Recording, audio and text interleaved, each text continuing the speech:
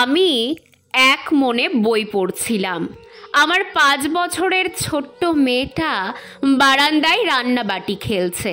হঠাৎ দৌড়ে এসে আমাকে জিজ্ঞেস করলো, বাবা চা খাবে? চা খাবার বদ অভ্যাসটা আমার বেশ পুরনো, এটা ও জানে।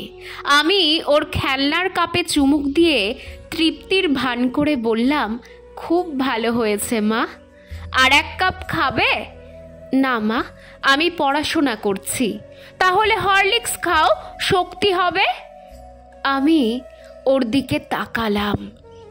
আমাকে নিয়ে এমন চিন্তিত আমার গর্ভধারিণী মায়ের পর আর কাউকে হতে দেখেছি বলে মনে পড়ে না। হাত বাড়িয়ে বুকে টেনে নিলাম ওকে।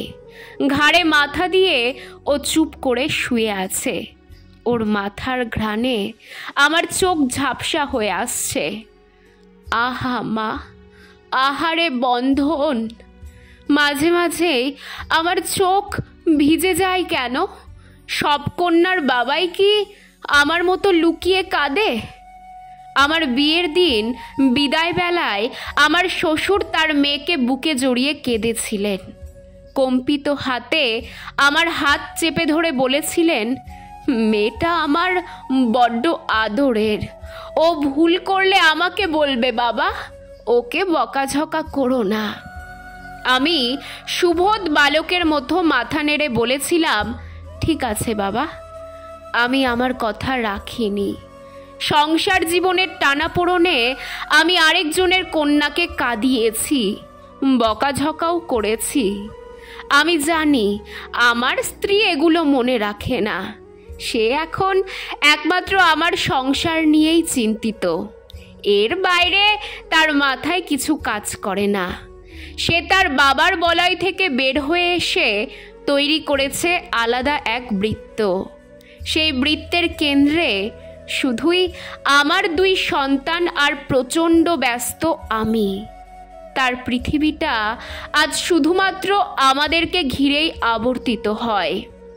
ভাবলে অবাক লাগে, কি আত্মত্যাগটাই না একজন নারী করে তার সংসারের জন্য।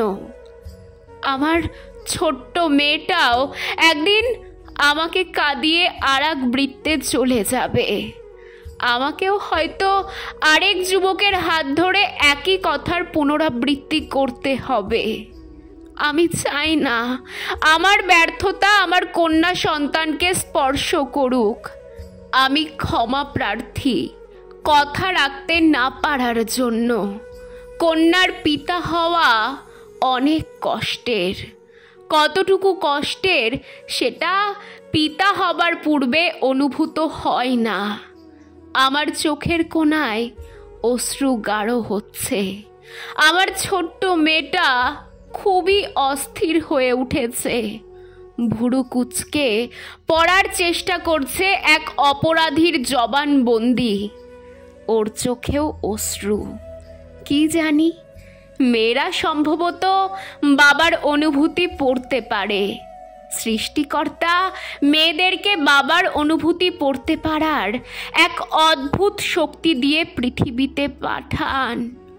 সত্যি, কন্যা সন্তানের পিতা হওয়া খুব কষ্টের।